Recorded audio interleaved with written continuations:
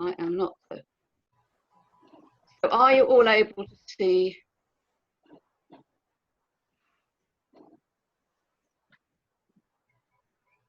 Yes. And me in the corner.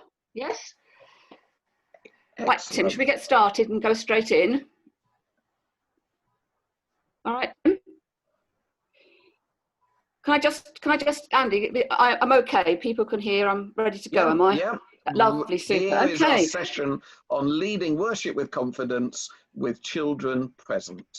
That's right. And as Elizabeth and Andy said, not about planning all-age worship or family services, but that morning worship service or service of the word that you've got prepared for adults and one to which children and a family might come. There's no junior church. Help, what do I do? Now, I'm going to use a PowerPoint. This will be available afterwards, so you don't need to do any note taking unless you want to.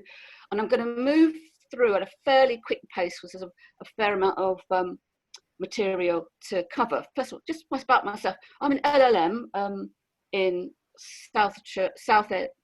Christchurch in Southend. I'm a mum. I'm a grandma. I've got a 13-year-old, 9-year-old, 2-year-old grandchild, and I've kept my hand in with children. I was a teacher, and I've taught secondary and junior and infants. I've run the junior church at school, done family services, all-age worship, which makes me sound like an expert, but I'm not. I'm a learner, and you're always learning in this job. And looking at that poll and knowing you and seeing you, you will have loads of experience of how to, live with children, relate to children, get on with children, and all the different things about them. So you're experts in this as well. So, off we go. We're in a complicated time, aren't we? So my experience of working with children is from the old normal. And somehow we've got to transfer that into new normal. A new normal is very much unknown territory, isn't it? We've kind of got an idea what it might look like, but we don't know. And we're also in what I call current normal, which is not being back in church, but working online. And how does that work with children? I haven't had a lot of experience on online work with children. I've seen them in some of our services and what sometimes happens. And I know that there are big churches out there that have got all the resources and they can do whistles and bells, stuff specifically for children. But we're just talking about ordinary church and what are we going to do? And it's really about looking at the old skills and seeing what we can transfer into the new and the unknown territory. So I think that's going to call for us to do our best, to be resourceful, to be flexible, to be creative. Just a little word, when all future practice, whatever I suggest or we suggest today, is going to have to comply with government and church guidelines. And just thought, times change very quickly, and one of the things that has changed so quickly is the technology that children sort of experience. But actually the way that children develop and those stages of development has changed very little and continues to be consistent. So we need to just think a little bit about that in all of this. And also say, bring in all the things we've been learning this morning that connect up very much with this. Just a word, it sounds exhausting. I kind of look at it and think, oh my goodness, that's going to take an awful lot out of me. And I just say, in this time, I think each one of us needs to be watchful of our own well-being. Everything is new. It might be more stressful, but just let's all think, I've got new things to do. I may not be able to do so much, and I must have that personal relationship with the Lord protected and nurtured. So here we go. You've prepared an amazing service of the word, just like that wonderful one that Isabel did for us this morning, and that's the one we're going to be using. And before the service, a family turns up. Now, your reactions may be on a scale from deep joy to abject terror. oh my goodness, what's going on here? So if you just like to put in the chat box just a word, I think, what is your kind of action? And also just think maybe why? We won't have a long time for discussion on, but just put that into my mind. What's my reaction? And Tim's going to have a look at that for me, and I'll have a look as you put your thoughts in.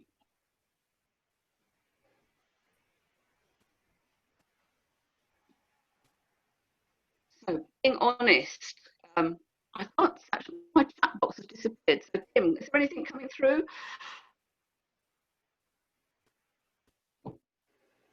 So some people may need to select chat from the bottom of their screen again to see the window. Oh right, I see. Yep. Okay. No. I see. Yes, okay, I've got it. Right. Well, I've just picked up a few of those things like pleasure and some apprehension. That's lovely. Help, but a challenge. Will they have the liturgy? Will they know what's going on? All those kind of things. So I think the reality for us all is somewhere in between. Really glad to have people there. Wonderful to have a family and young people in the church. But I'm the one out front who's got to deal with this. And let's face it, I'm the one that's going to get all the stick if it goes wrong. So let's move on. The task of leading worship. Now, can I say smiley peace? Sorry. I'm sorry, it's Thea. Yes, Thea. I can't put it on the chat. I was going to say smiley peace. Smiley peace. Yeah, because young people's lives are so full on. Yeah. Okay, that's brilliant. Thank you. So we're in the sort of guidelines for service of the word. It's leading worship, people in worship is spiritual activity. And its primary object is the spiritual direction, which enables the whole congregation to come into the presence of God and glory. And I think that needs to be in the back of our mind, whatever happens, somewhere that our job is that spiritual direction, enabling the whole congregation. You can kind of have two things going on when a family turn up with young children. Am I going to keep them quiet and occupied? Well, that's actually better than them rampaging around the church and wrecking everything. And that would be a good enough experience that the family will return. They won't think, oh, never, ever again. But there's a second alternative, and that's being brave enough to try to engage children in the liturgy and give them the possibility of coming into God and giving him glory. That's a challenge, but certainly I think to go for. So we're going to think a bit about children and their needs. So first, don't be afraid to have some fun and use humour. Children will always give you some material that'll raise a laugh, and never embarrass anyone but yourself. Not every child likes to come out the front and dance and sing. They'd much rather stay where they were. Just have, you know, some antennae going about them. So, about different phases of children here. Here's my first thing. If you'll see behind me, this is a T-shirt, a present for my 13-year-old grandson tomorrow. I paused my game to be here. That's what we're dealing with here. I paused my game to be here. What to show parents is these are serious thinkers. They are aware of issues. They can be still and listen. They really can be still and listen if something grabs them.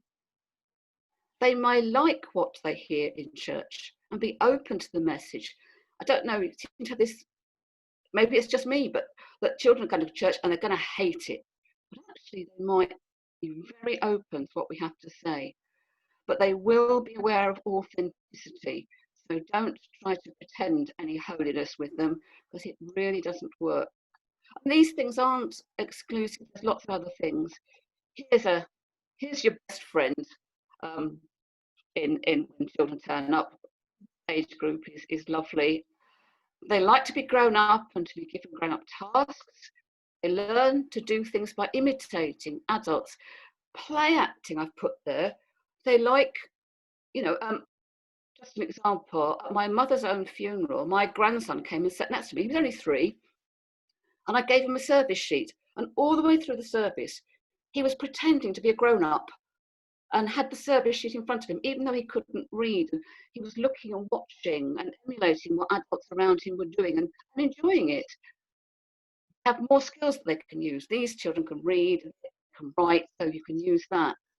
And they enjoy games and challenges. And then we've got our favourites. We're all so pleased when these turn up. And this is where when you're online and you wish you had one in church and you can press the mute button. But no, not in church, unfortunately. They learn through play. Provide something for them to have in their hands and to play with. You just have to breathe and accept there will be some noise. They are not going to be quiet and they're not going to be still. God did not make them to be still when they're awake. As soon as their eyes open, off they go. Provide some space and freedom of movement for them. And the use of non-verbal signals can help you. I'll come back to that in a minute. And the idea that you can use a soft toy or a puppet. I've just got another prop here. You may be able to talk to little Sammy all service and him not listen to a word you say, but it's amazing what Bear can whisper in your ear. Oh, Bear, do you want Sammy to sit down? Yes, please. Sammy, Bear would like you to sit down. Let's all sit down. So they'll listen to Bear when they may not listen to you. It doesn't have to be Bear, it can be any kind of a visual that they will listen to, and you can ask them to do things that way. Just a suggestion. How liturgy can help us.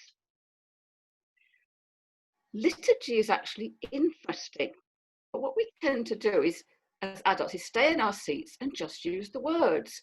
And what Andy was saying earlier on, you know, we need to be more creative as adults. It is not a good service because there's been no interruptions. It's all gone perfectly and we haven't had to move our bodies apart from standing and sitting.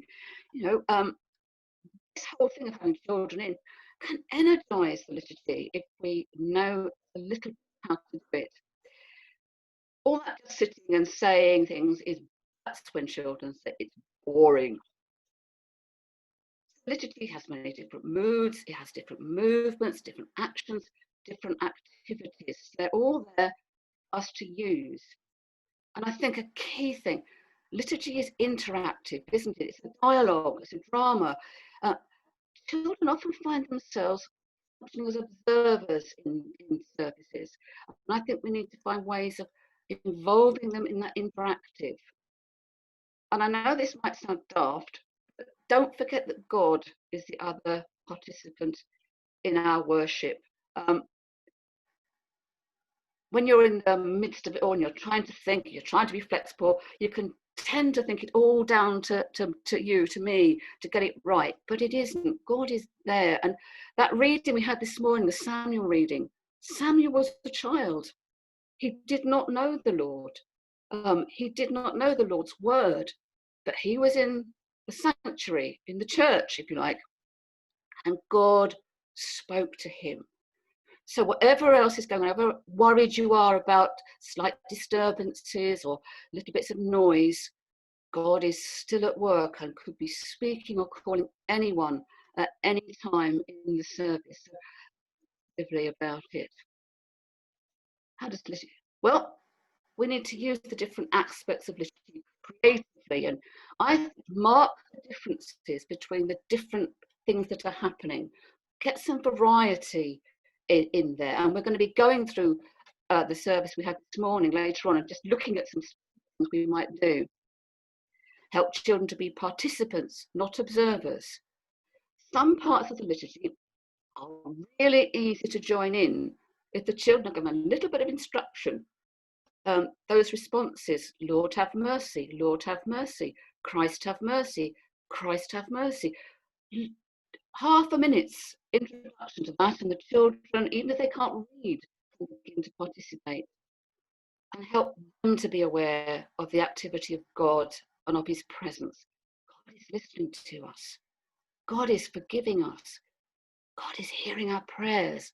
God is pleased with our praises, and he's blessing us. And let the children know that that is for them too. And don't be terrified of silence. You can't do it for long with children in, but I've seen children respond to silence extremely well. Something up your sleeve. It's always good, if you can, to have a small kit, your emergency bag. And here's some basics that you can put into just a bag, a carrier bag or a box or something that will just, if they turn up, will help you. Some plain paper, computer paper is brilliant stuff for that. Pencils, coloring crayons, felt tips, yes. Don't use Sharpies, they don't come out of clothes. Sharpeners, there is nothing more frustrating for a child to have lots of pencils and they're all blunt. Some sharpeners. You might have some printed worksheets. You can get loads off the internet or ask somebody to do them for you if you haven't got a printer. Pieces of Bible, character stories. Word searches can be really good. And you can do your own word searches to go maybe with a theme that you're doing or the lectionary reading. And possibly a children's Bible with some pictures might just help you. So just a very simple, basic, up your sleeve emergency kit. These are things that may be present in a church or not, but this is kind of the church's job to buy these. Some churches have goodie bags, having them some crayons, some pencils, a colouring book, a book to read. They're very useful for occupying children, but I just say one thing: if you're trying to engage children in worship, be a bit careful, because if they get into their goodie bag and work on it, you're going to have trouble getting them out. So I think I'd have them there ready if they're needed, so that parents can get them if children really are having a difficult time. So can be used. Quiet toys for toddlers, jigsaws are good, books, especially flappy books. A Noah's Ark, a little Noah's Ark or a nativity set. They make quite good things for little ones to play with. Maybe some hand puppets. Colouring books and crayons, again, sort of sharpeners, and a little screw top lid for the shavings, because that will save you a lot of work. But that's the kind of thing that a church might have to help you out as a basic tool. And just a warning, quality matters. Keep things clean and in good condition, in attractive storage. The message will be long lasting if the children have been given some manky old colouring books with mouse droppings in the bag. It's the message about how we really value children can often be seen in what we put in front of them, what we offer to them. I would just say that. Using space and moving chairs. Now, this is something that Tim and I were talking about. I'm thinking as we move into church with social distancing, that you might need to be creative with moving chairs if you can, not always possible. Tim was talking about a funeral. I don't know if you wanted to say anything about that, Tim. That funeral you went to. Have I got Tim? No. Tim had been to a funeral where they had very carefully found out how many families were coming, how big they would be, and arranged chairs in bubbles so that people could sit together. So move chairs into small huddles and have something for little children to sit on the floor, mats or something like that. Might be something we can do in the future. Use the body to help engage children. We don't use our bodies all that much in liturgy. We sit, maybe we kneel, we stand. It's more exciting, we might raise our hands. This is something that children can really use. Non-verbal signals are quite useful. Point to ears for listening. This is a listening time. This is a watching time. This is a hands still time. Those kind of things can help you out.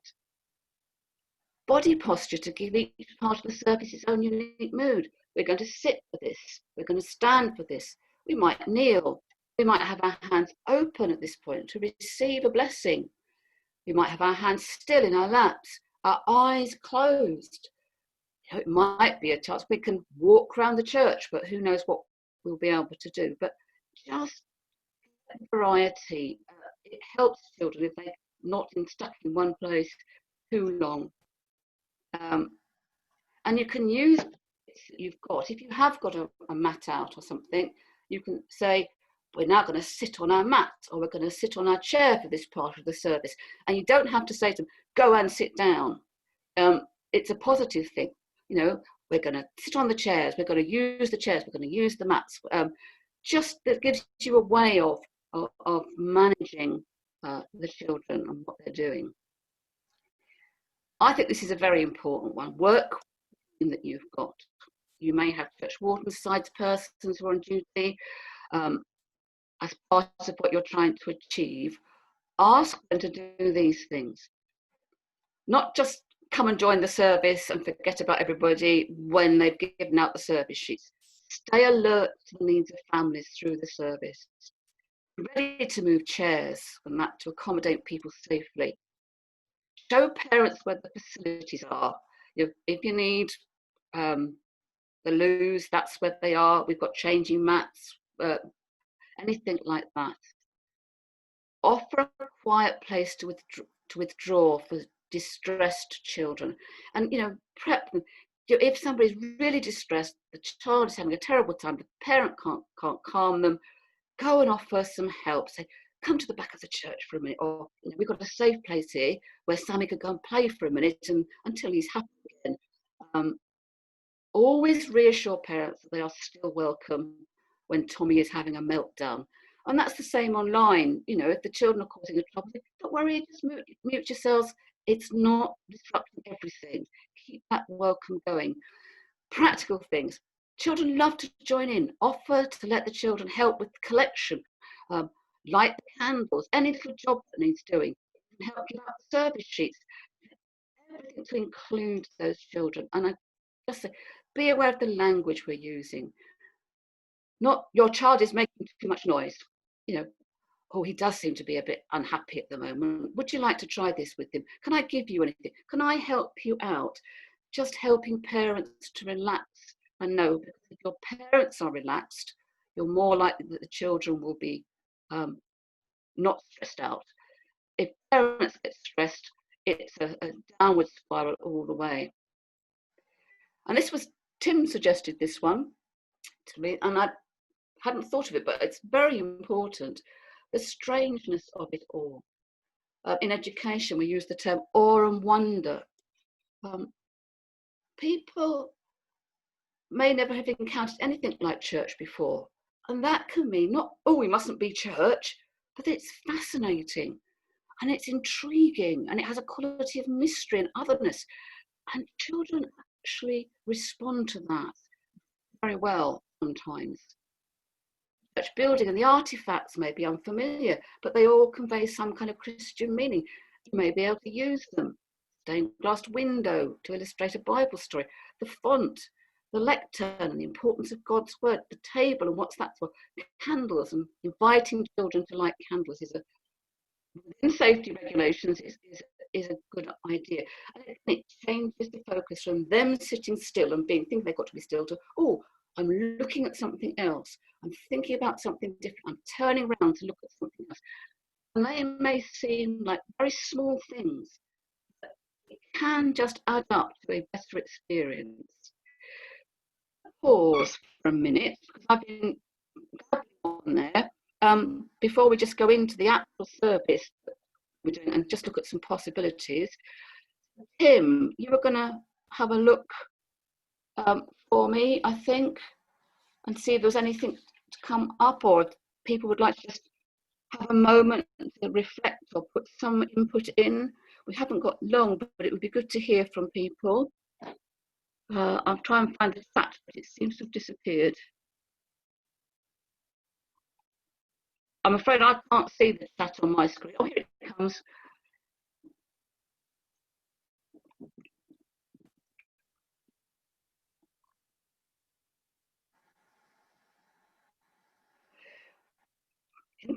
one. Does it help to have more than one person leading? That's an intriguing one. A team effort out front. If you know, can be a great idea. I think may not be possible, but it's certainly worth thinking about.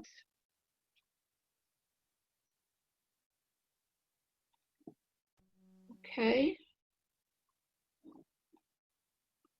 Anybody want to come in on anything?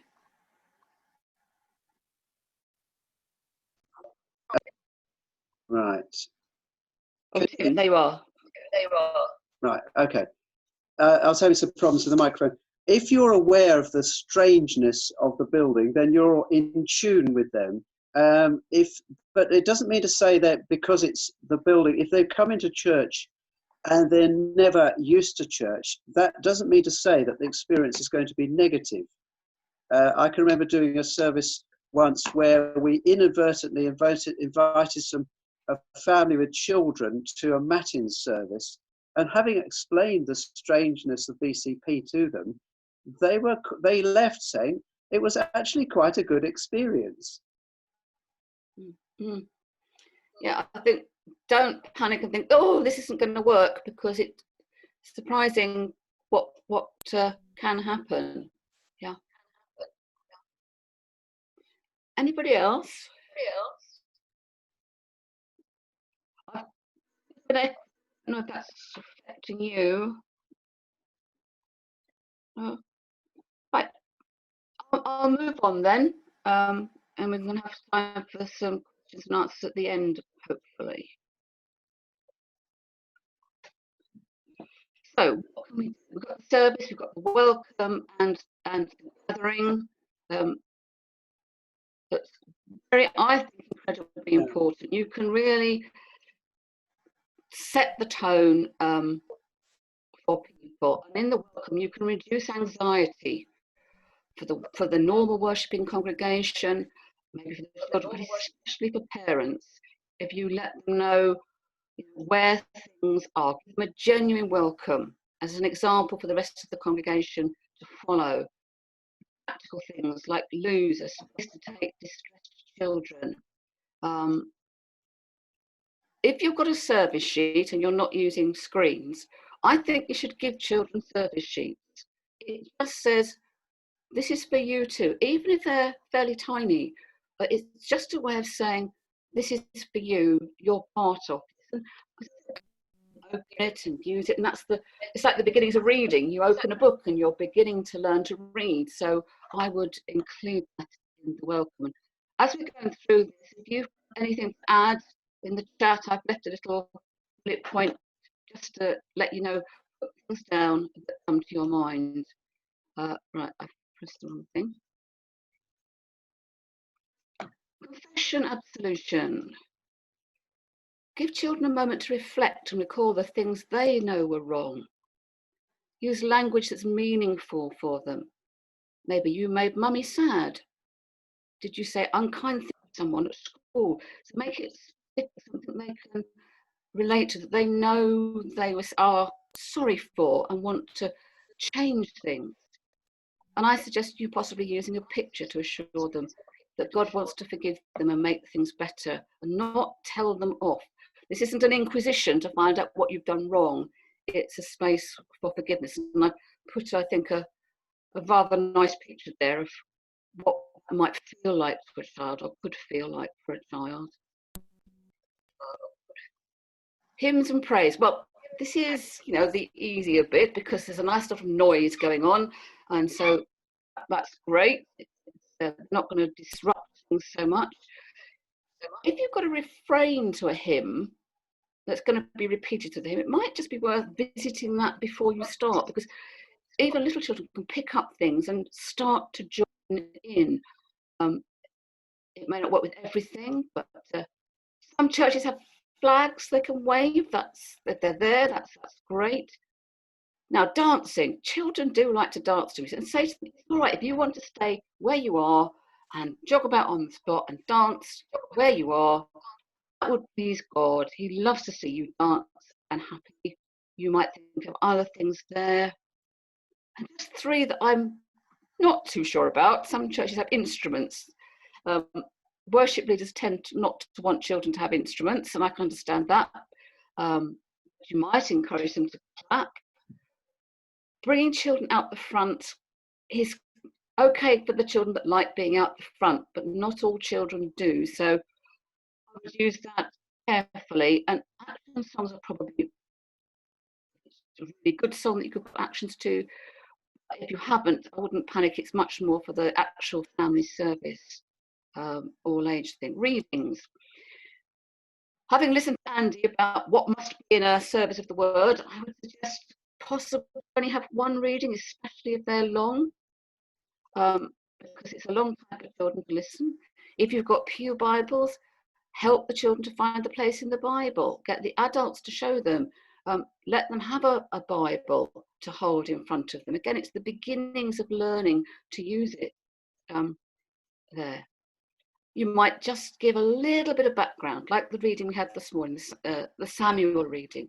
A little bit of background, just so they understand what the reading is about. Short, very simple intro. You might just attempt some kind of dramatisation. Now, you'd have to work with the person who's doing the reading, or you might do it before the reading, because it might help the children understand what's going on. But the Samuel one this morning was brilliant. You could get the children to, we're going to all lie down and pretend we're asleep. And when you hear Samuel get up, you can stand up. And then when Eli tells you to lie down again.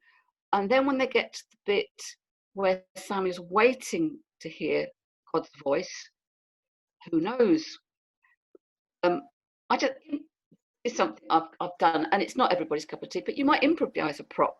If you wanted to think that God was calling and he wasn't being heard, use your service sheet, make a megaphone, just something to liven it up, make it visual, for the children.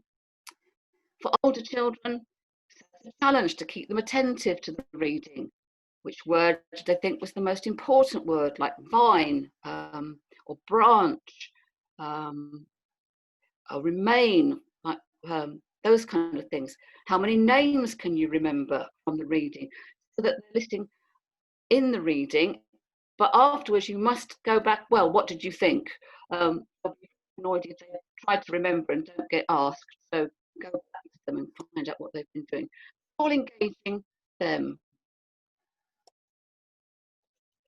The sermon, well, this is the bit where you have to accept that some children may need activity. If it's a beautiful, simple, but powerful thought like Isabel's this morning, you haven't got any problems. If it's going to be a bit of a long one, think of some sort of activity that they could do. Pencil and paper activities, some Christian content, possibly something related to the theme of the service. Pictures to colour in, word searches, Bible verses to decorate. This is when you might give out those goodie bags. Older children, why not say, make 1 or 2 notes, jot down a question that you want to ask. But if they've jotted down a question, they need to have a chance to ask it at some point and get some. But then that might start a conversation after the service. Who knows? Something you could use later on. And the ideas you've got there. Affirmation of faith. Maybe say, this is what we believe to be true about God. So, how should we say it? This isn't a time to be quiet. This is a time to be bold and speak out. What kind of a voice shall we use? Should we stand? Should we sit? Again, you're engaging them in what's going on. How could we stand? Which way shall we face? Let's do that together now. And that's not just the children, that's the whole congregation possibly being. And I don't want the children part to take over, but these are things that you might do that would enable the children to participate, that will make it a good experience for the adults as well. As asking children for things they want to ask for God, situations in their life they want to bring to him. Again, encourage a different body posture to mark this is a different time. Children leading responses. One that's in my head now is, Lord, in your mercy, hear our prayer. My friend did a brilliant thing at a service some months back. She got a child, she was leading the service, she got a child, stood the child in front of her, held the microphone in front of him and said, she did the intercessions, and then she said, when I tap you on the shoulder, you say, Lord, in your mercy. So when it came to that bit, tap on the shoulder, the child, Lord, in your mercy, the congregation, hear our prayer. It was so simple that the child was involved in leading worship. Without any disruption, it worked perfectly. Many children know the Lord's Prayer. You might ask them to lead the congregation. Be careful about which version they know and what one your congregation is using, but something they know that, we know this, we're not completely separate from this. And then keep going. Dismissal and blessing. God has been with us. Ask them to express something of what they may have experienced. Who knows? Somebody may say, I heard a voice calling me. That would be amazing, wouldn't it? Make sure they know God goes with them into the world and is in the world, and they can meet him there too. And again, body posture for the blessing, maybe hands open to receive. Give them an idea of what it is that God actually wants to bless them. So that's working through the service. And I'm going to finish my presentation with this little slide and then give us, if we have any space, time to chat about it. Trust God who is good. Don't try to use all these things at one time. They're tools to use as and when you need them, when they work. And I say, open to the Spirit, aware of God's presence. To have a go. We might fall flat on our face, but better to have tried, I think. Yourself, be real, relaxed if you possibly can, be positive, be brave, confident. We hope at the end of the day we'll all be more confident. Have fun, even though it's a reverent time. It can still be fun. Children are fun as well as all the other complex things that they are. So you can stop now and have a time. I'm going to stop sharing my screen. No, hang on, I don't know. How do I do this? Stop share, right. Okay. I'm going to breathe. I'm going to breathe. I don't know how long we've got, so can I hand back to Tim, Andy, or somebody to sort of... Yes. Can you hear me? Yes, yes. Yeah. Yes, I was just going to say, sorry about the sound quality, and that was a Zoom problem. It is just a function of the fact that the internet, the broadband speed and that sort of thing. But I'm hoping that some very simple tools there. Did you lose me then? No. Yes. Probably not. Yes. Yeah, I'm just getting some. My computer is literally cycling between microphones. It goes one and the other. One of the things is you have permission, if you like, when there's a family there, if you sensitively acknowledge to the church that we are going to welcome this family.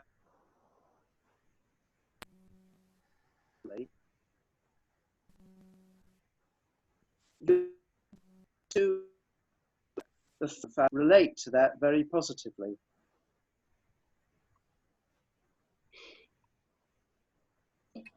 I absolutely agree with We you. lost you there for a bit.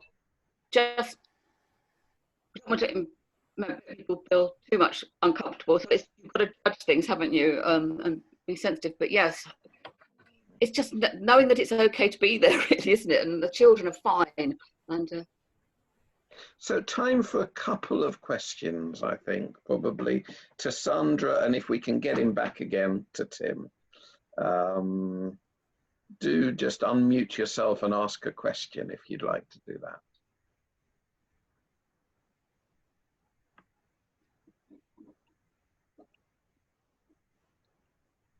just having a look at the chat to see.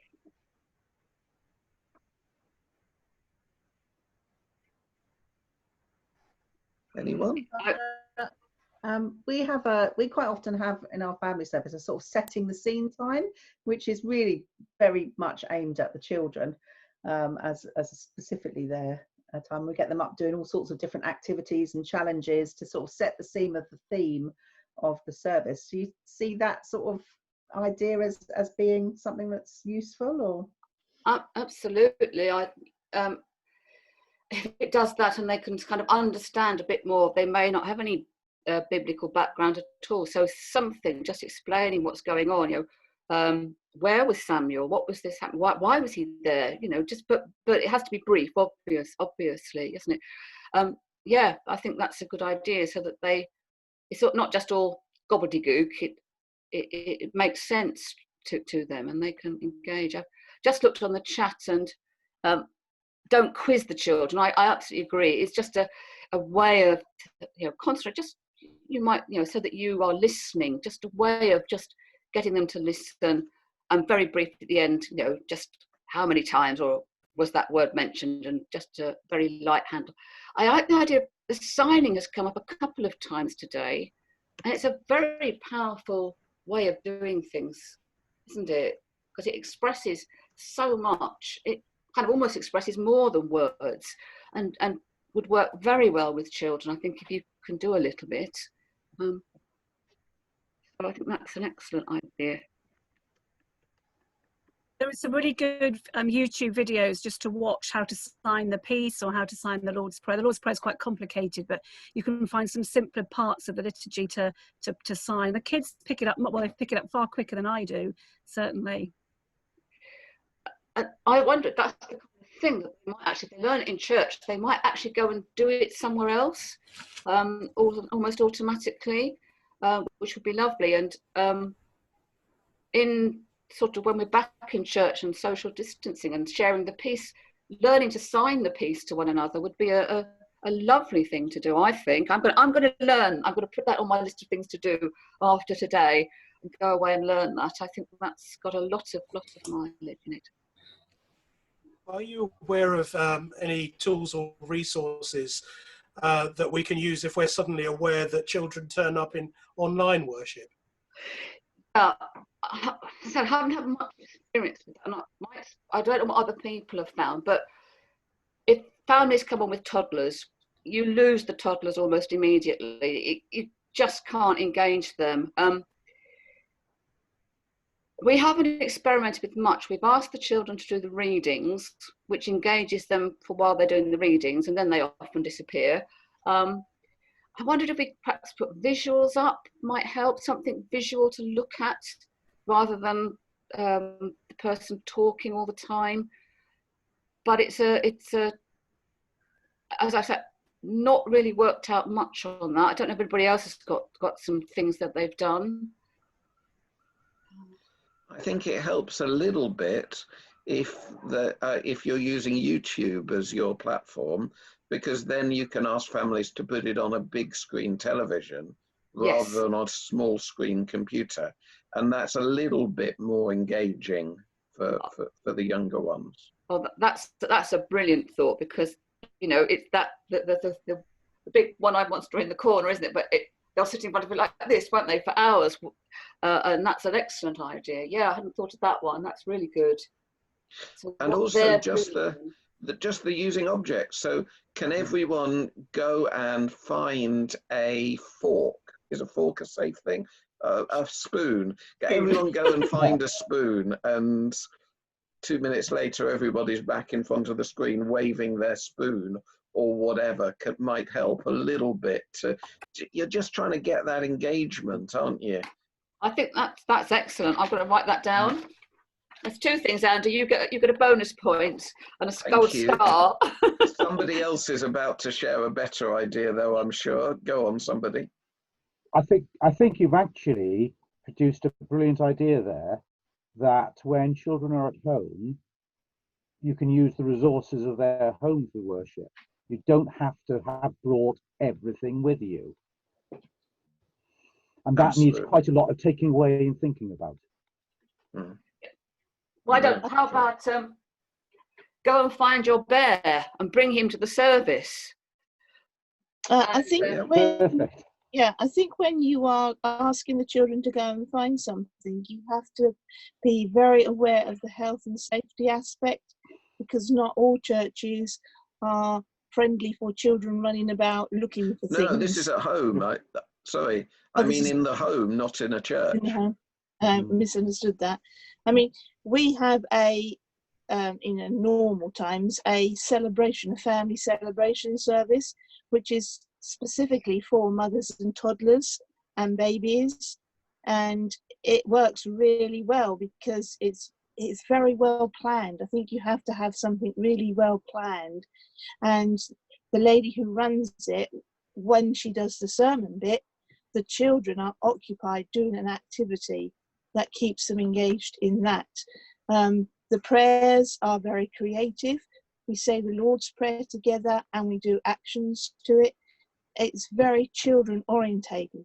The downside is that some of our normal congregation do not like the noise of the children, do not like them rushing around, because that's not church was when they were children, and don't come on that Sunday.